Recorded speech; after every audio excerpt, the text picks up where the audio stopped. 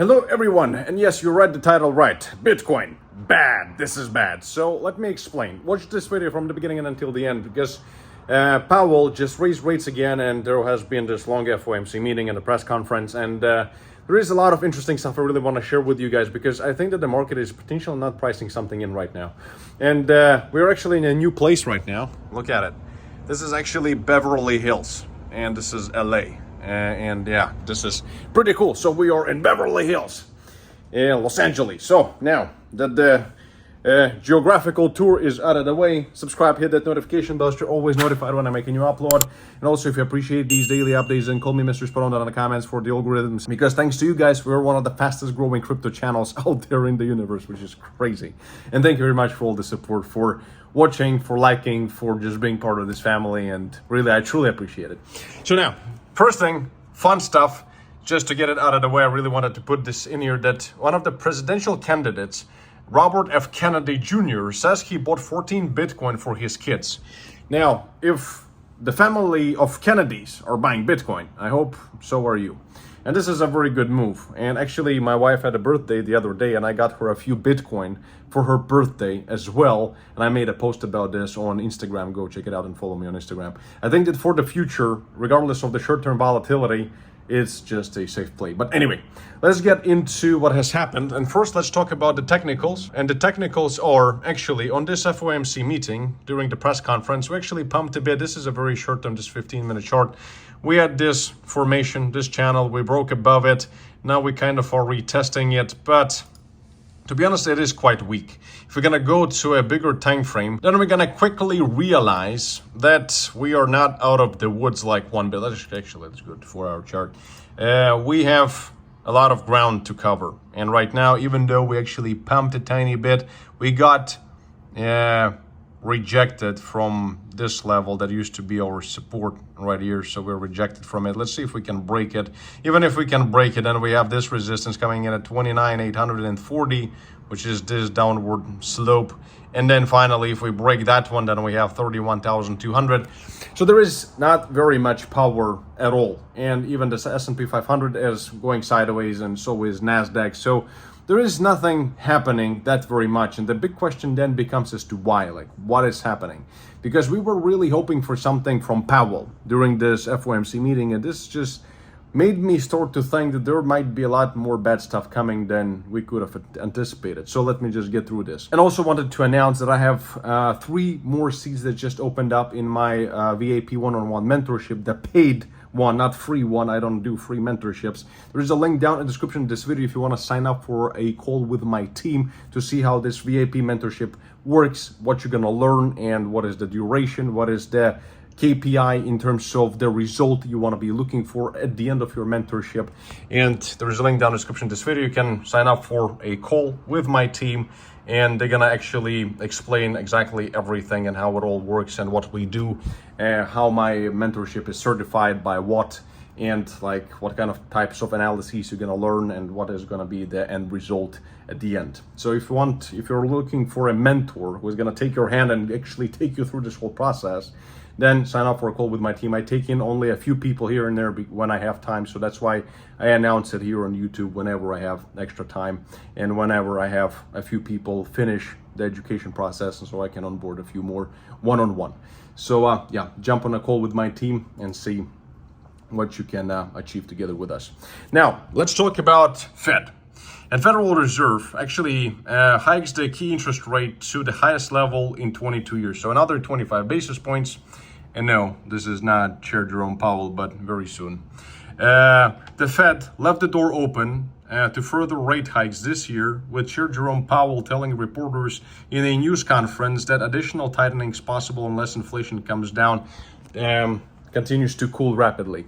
So, and then he also said that what our eyes are telling us, his policy has not been restrictive enough. So he was actually very hawkish.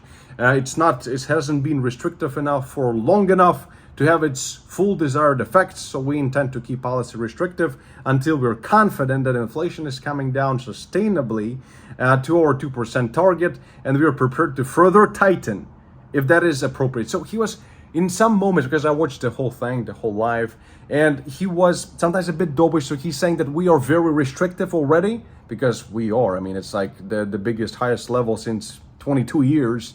But at the same time, he feels like it hasn't been restrictive for long enough.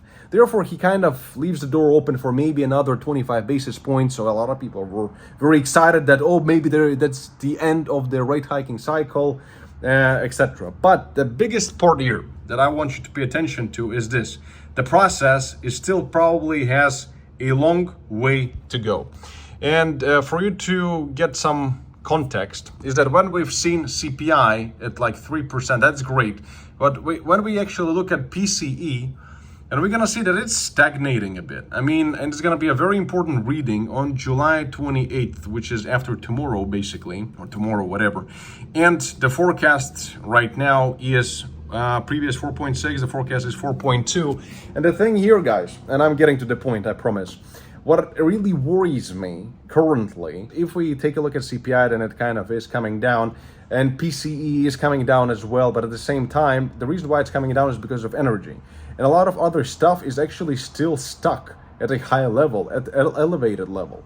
And the thing is that so far our economy is doing well, but as Powell has pointed out today, that we still didn't have this enough of time to pass for us to see these really long-lasting effects of this really fast tightening on the economy. So therefore, they certainly, by his tone today, that's why the market is kind of side move-ish today, I believe, for this very reason, that perhaps it is starting to settle in the fact that the interest rates, it's not about hiking more. Everybody's worried about hiking more. I don't think they're going to hike much more. Maybe another 25 basis points. Like, who gives a shit? What I'm worried about is that how long they're going to keep the interest rates high. Like, how much pain do they want to see? And I think that for us to really see the core PCE come down to 2%, and not just because of the energy, but everything else, like food, for example, there are still things that are elevated. But they might keep it high for quite some time. And that's why he said, that's why I mean this is important, these details. As he said here, that the process is still probably has a long way to go. And this is what he means, just by keeping this interest rate this high for much longer, potentially until the beginning of next year. But guys, every single week, every single month, when we have these interest rates so high, at some point this could start breaking this. Well, we've already seen the breaking of the financial system in terms of the banking sector. We've already seen it. And actually in this moment, Bitcoin benefited. A lot of people actually went from traditional finance into Bitcoin because they stopped trusting the banks, just like in the Lehman moment in 2008.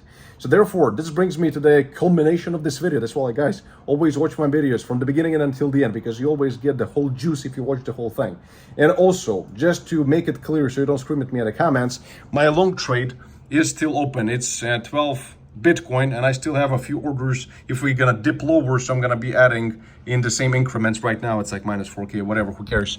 In the last trades, we've taken hundreds of thousands of dollars of profits, so 4K I can sustain this.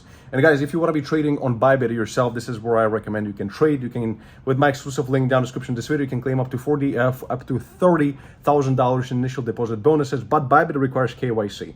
If you cannot do it for whatever reason, or you don't want to do it, then you can trade on BitGet, and BitGet is also good and reliable. There is a link down in the description of this video to $8,000 in initial deposit bonuses and a 10% cash back on your trading fees that goes directly into your spot account, which is really cool. And you're gonna get this feature and the bonus only if you're gonna use my link down in the description.